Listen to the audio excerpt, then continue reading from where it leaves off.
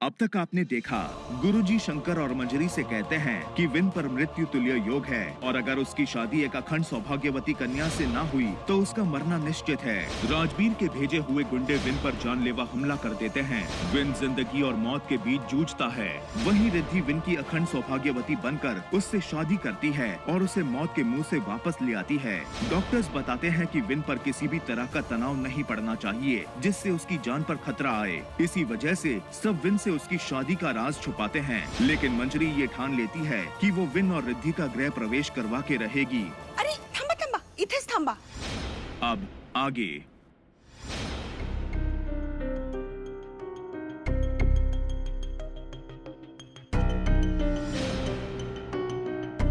क्या हुआ माँ? अच्छा, पहले तुम दोनों अपने अपने जूते उतारो और घर में कदम रखो। माँ, हम कोई नया जोड़ा थोड़ी ना है। ज्यादा बकबक मत कर, हाँ नालायक विनायक। चलो चलो, जूते उतारो। आप भी ना।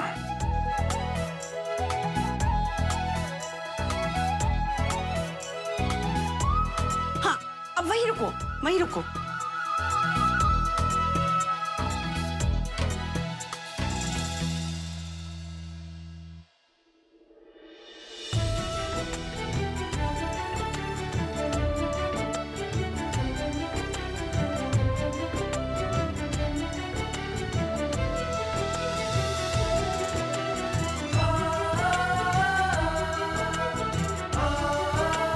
मेरा बेटा इतने बड़े संकट से निकलकर घर वापस आ रहा है तो उसकी आरती उतारे बिना थोड़ी ना अंदर आने दूंगी उसे।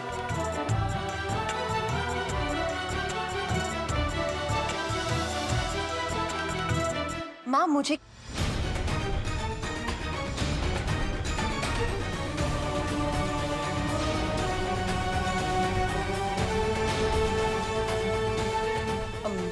मैम, मुझे क्यों? मेरा बेटा आज वापस घर आया है और उसके सही सलामत वापस आने की वजह तू ही तो है। तो तेरी आरती उतारना भी तो बनता है ना? उतारने दे।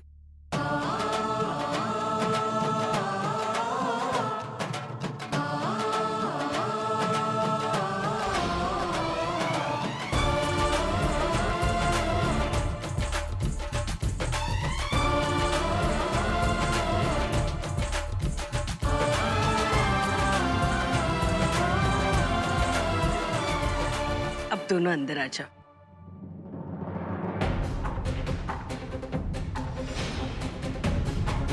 आओ।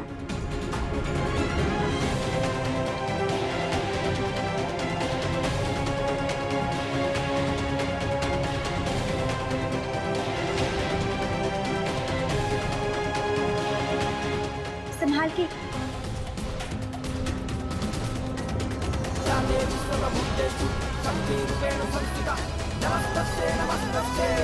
ये क्या कर दिया तुमने?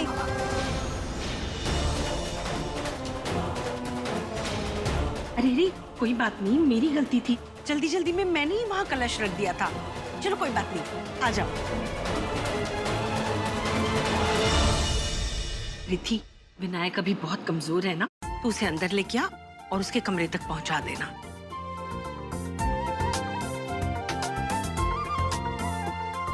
छा गई तुम। ये तो ब्लॉकबस्टर फिल्म का एक ब्लॉकबस्टर सीन है।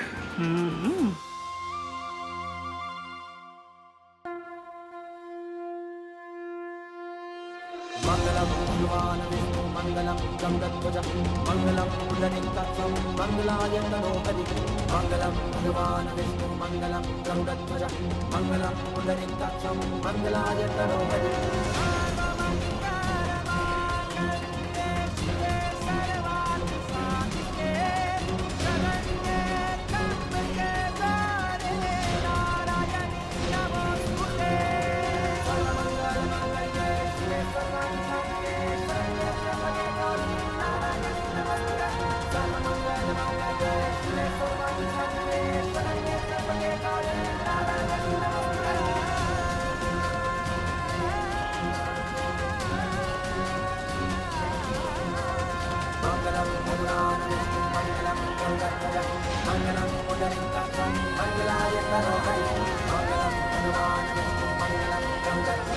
मंगलम मंगलाय तनोहरि। माँ, क्या है ये? अब प्लीज रोना बंद कीजिए। अब तो आपको समझ में आ गया है ना, ये गुरुजी, भविष्यवाणी, कुंडली कुछ नहीं होता। मेरी शादी भी नहीं हुई और मैं ठीक ठाक घर वापस आ गया।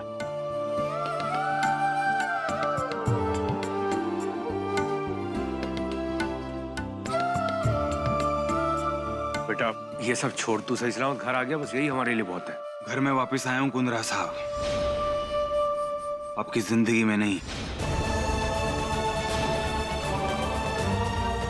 वैसे भी आप मेरे लिए सिर्फ मेरी माँ के पति कुंद्रा साहब हैं।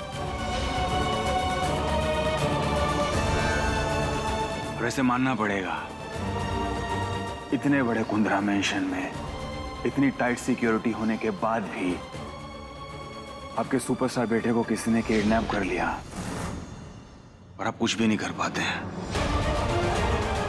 वो मैं रहने दीजिए कुंद्रा साहब, मैं ये खुद पता कर लूंगा कि मेरा किडनैप किसने करवाया था।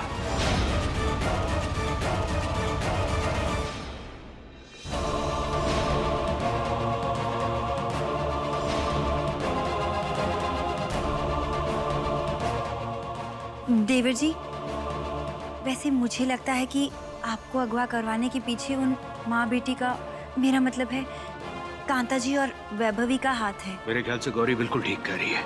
कि आप इतने यकीन से कैसे कह सकती हैं कि उन दोनों ने मेरा किडनैप किया है? क्या उन दोनों ने आपको ये बात बताई या आपने उन दोनों को ये बात करते हुए सुना था? नहीं, वो मैंने सोचा कि आप सोचती बहुत है गौरी भाभी, तो प्लीज सोचना बंद कीजिए। बेटा मेरी कमिश्नर साहब से बात हो गई है, उन्होंने पूरी पुलिस फोर्स जो है वैभवी और कांता को ढूंढने में लगा दी है। तू बिल्कुल चिंता मत कर। कुंद्रा साहब, विनायक, बेटी बेटी से अंदर ले जा। सर, आपको चलकर कमरे में आराम करना चाहिए। चलिए मेरे साथ।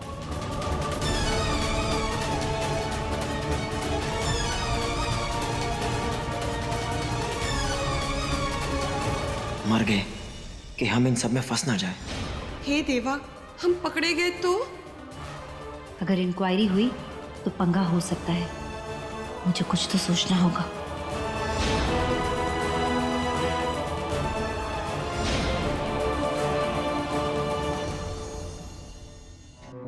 हो क्या गया था तुम दोनों को? उनके सामने ऐसी शक्लें बना के खड़े थे जैसे दोनों के दोनों ही गुनहगार हो। दीदी, आपने देखा नहीं वो विन किस तरह से सवाल पूछ रहा था? मुझे तो लगा कि वो आज ही सब सच पता कर लेगा। और तो और भाभी, चाचा जी ने तो पुलिस कमिश्नर को भी काम पे लगा दिया है। आपको पता है ना, पुलिस है ना कुत्तों की तरह वैभवी और कांता को ढूंढने में लगी हुई है। अगर वो दोनों मिल गए और उन्होंने ये कह दिया कि इस कांड में उनका कोई हाथ नहीं है, तो शक की पूरी सुई ना हम पे घूमने वाली है।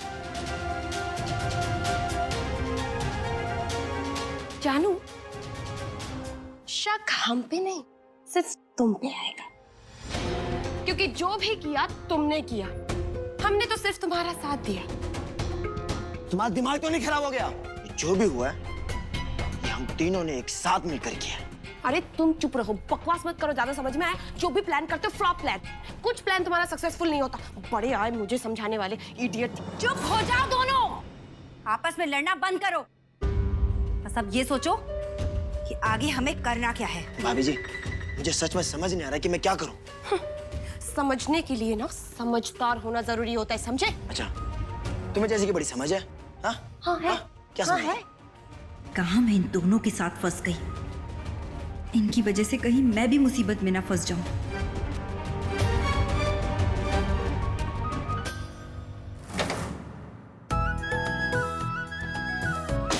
चल अब यहाँ आराम से बैठते। हाँ? आजा, बैठ। अब विनायक अपने कमरे में सो रहा है तो हम दोनों सास बहू चैन से बात तो कर सकते हैं, है कि नहीं? पता है, मुझे विश्वास ही नहीं हो रहा है तू मेरी बहू बन चुकी है। देखना, इतने दिनों से मेरी नजरों के सामने थी, लेकिन पता नहीं क्यों मेरा ध्यान ही नहीं गया उस तरफ। वो तो वही वाली बात हो गई, बगल में छोरा और शहर में ढिंडोरा। अब मेरा मतलब है छोरी। और सच कहूं, तू है तो इतनी सी, पर तेरा दिमाग बहुत तेज। जो बात हम लोग सोच भी नहीं पाते, तू यूं कर गुजरती है। हाँ, एक बात पूछो, आखिर तू है कौन?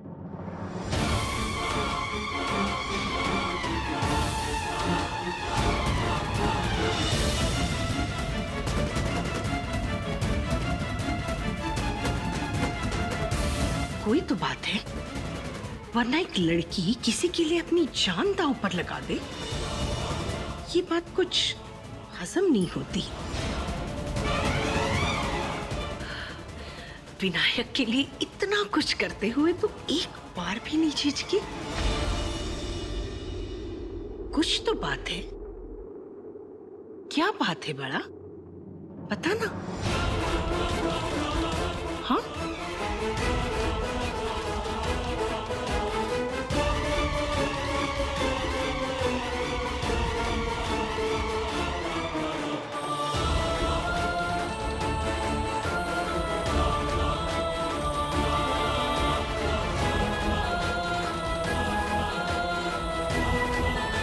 कहीं मंजरी मौसी को ये तो नहीं पता चल गया कि मैं ही उनकी शेरनी सिद्धि हूँ।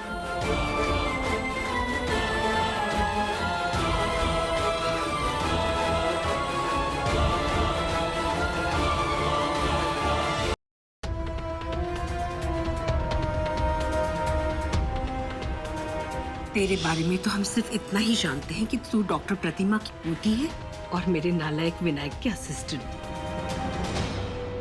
लेकिन कौन है तू? और मेरे बेटे के लिए इतना सब कुछ क्यों कर रही है? जब भी मेरे विनायक पे कोई मुसीबत आई तो ढाल बनकर उसके सामने खड़ी हो गई। क्या कुछ नहीं किया तूने उसके लिए? क्यों कर रही है ये सब? हाँ, क्या रिश्ता है तेरा मेरे विनायक के साथ?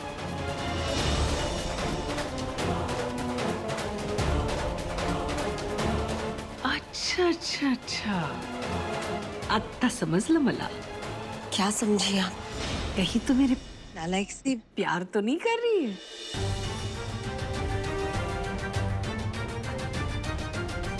सच में मेरा विनायक कितना खुशनसीब है जो उसकी जिंदगी में तेरे जैसी प्यारी और बहादुर लड़की आई और उसकी जान बचाने के लिए अपनी जान पर खेल गई। इसी बात पे ना मुझे एक लड़की की याद आई जो विनायक की दोस्त हुआ करती थी। मैं ना उसे प्यार से शेरनी बुलाती थी। आज मेरा मन कर रहा है कि वो शेरनी का खिताब मैं तुझे दे दूं, क्योंकि तूने जो किया है ना बेटा, उसके लिए शेरनी का कलेजा चाहिए जो तेरे पास है। शेरनी है मेरी सिद्धि शेरनी, तभी तो मैंने इसका नाम सिद्धि रखा है। अच्छा सुन, तू यहाँ बैठ, मैं अभी आई।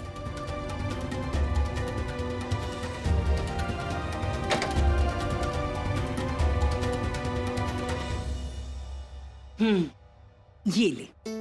माँ, ये क्या है? मेरी बहू के लिए उसकी सास की तरफ से पहला तोहफा। मुंह दिखाई की रस्म। मैं जानती हूँ तेरे लिए ये सब कुछ इतना आसान नहीं होगा। विनायक की बीवी होने के बावजूद ये सब कुछ छिपाना इतना आसान तो नहीं है। लेकिन तू चिंता मत कर, अपने सुख दुख मेरे साथ बांटना। हमारा रिश्ता सास बहू का जरूर है, लेकिन मैं तेरी सास बाद में और तू मेरी बेटी पहले है। थैंक यू बेटा। जब भी विनायक की जान पर आई है तो उसकी ढाल बनकर उसके साथ अनजाने में सही, लेकिन उसके साथ खड़ी थी।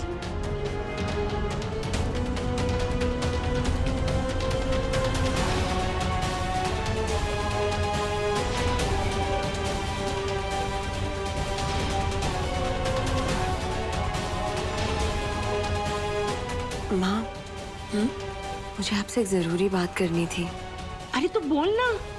माँ, विंसर के ऊपर जो जानलेवा हमले हो रहे थे उसके पीछे वैभवी और कांता जी नहीं है, बल्कि घर का ही कोई सदस्य है। नहीं रिद्धि, ये मुमकिन ही नहीं है। तुम्हें कोई गलत फहमी हुई है। माँ, मुझे शंकर सर ने कहा था जब कमिश्नर साहब यहाँ घर पर आए थे तो उन्होंने ये बात बताई कि विंसर को अगवा करने के पीछे घर के सदस्य का हाथ है। क्योंकि माँ, विंसर शाम को 7 बजे गार्डन में वर्कआउट करने जाते हैं, ये सिर्फ घर के सदस्य को पता हो सकता है। और फिर उसी वक्त घर पे कारपेट क्लीनर्स का आना, तो माँ ये चीजें सब बाहर वाले को नहीं पता हो सकती है। जरूर इसमें घर के किसी सदस्य का हाथ है। नहीं रिद्धि, अब घर में हमारे अलावा है ही कौन? हाँ, और घर वाले सारे विनायक से प्यार करते, कोई उसको नुकसान पहुंचाने के बारे में सोच तक नहीं सकता।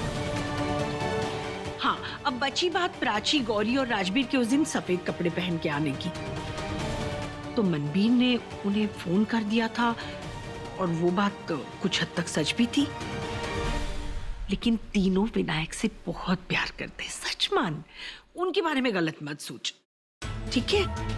मुझे तो लगता है कि ये सारा उस कांता और उस वैभवी का किया धरा है। उन्हें भी तो सब कुछ पता था घर के बारे में।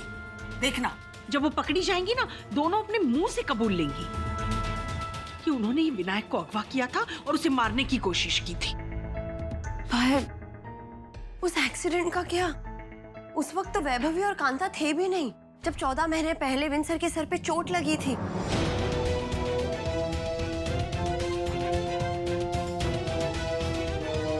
लेकिन रिद्धि, ये बात तुझे कैसे पता? तब तो तू यहाँ थी भी नहीं।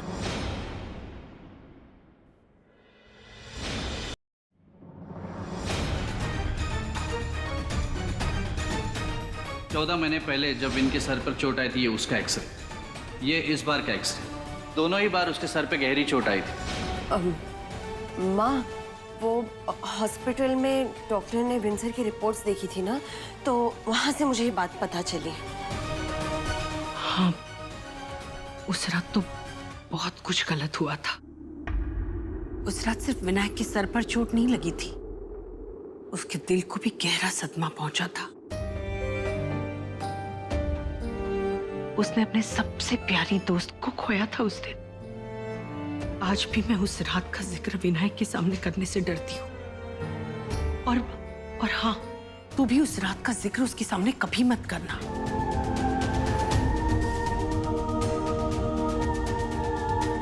मैं जानती हूँ तुझे विनायक की बहुत फिक्र है ना? पर चिंता मत कर, पापा है, तुम दोनों का ख्याल रखेंगे और तुम्हारे सारे विघ्न दूर करेंगे। ये ले।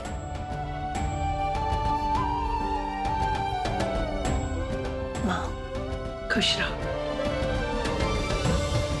मैं आती हूँ माँ। पापा, मेरे विनायक और रिद्धि की जोड़ी हमेशा बनी रहे। उन्हें हर बुरी नजर से बचाना पापा।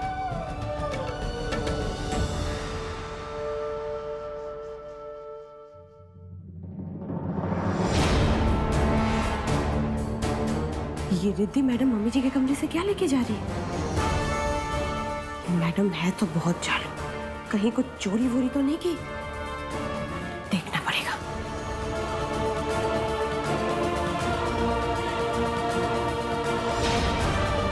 देवा, ये सब क्या हो रहा है? कुछ तो गड़बड़ है।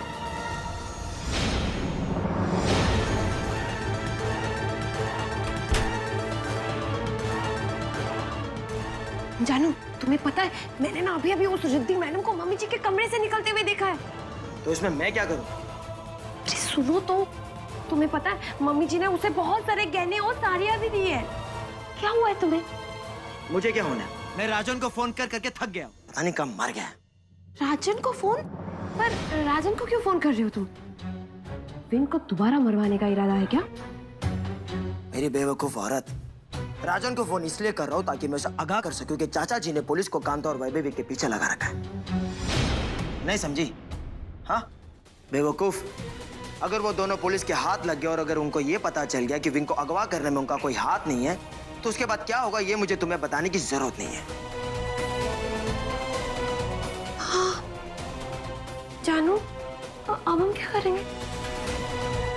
करना कुछ नहीं है, बस कैसे भी करके उन दोनों को पुलिस के हाथ लगने नहीं देना है। अगर वो दोनों पुलिस के हाथ नहीं लगेंगे तो शक उन पर ही रहेगा और हम हमारा काम दोबारा शुरू कर सकते हैं। इन दोनों बेवकूफों से कुछ भी होने वाला नहीं है। मुझे ही कांता और वैभवी को ढूंढना होगा। इससे पहले कि पुलिस उन्हें ढूंढे, मुझे ही कुछ करना होगा।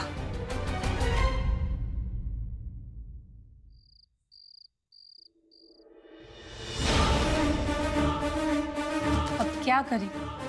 कोई भी रिश्ता नहीं मिल रहा। 30 साल तक रुकेगे तो कौन करेगा तुझसे शादी? कहाँ से लाऊं रिश्ता? अरे मेरी शादी तो उस विन कुंद्रा से होने ही वाली थी। क्या जरूरत थी कुंडली की कॉपी अपने पर्स में रखने की?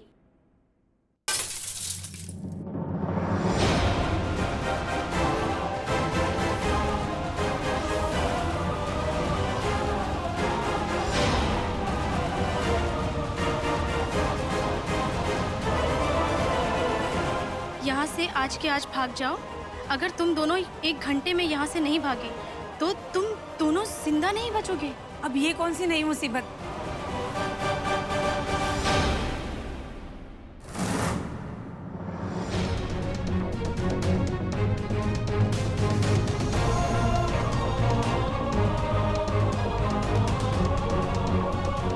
अब मैं मंजरी मौसी को इस बात का यकीन कैसे दिलाऊं कि वीनू का दुश्मन इसी घर में है?